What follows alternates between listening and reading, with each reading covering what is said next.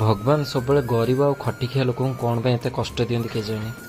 Hello friends, जय जगन्नाथ। मुझे सुरेश पुणी स्वागत छोट मिनी ब्लॉग को। कारण कौन कथा कौन ना मुझे गाई गोरु कम सारी थी जल्दी, कारण मत कटक जबार था। मामूर एक्सीडेंट होता, कांधर हाड़ भांगी जाता, ऑपरेशन हबार था।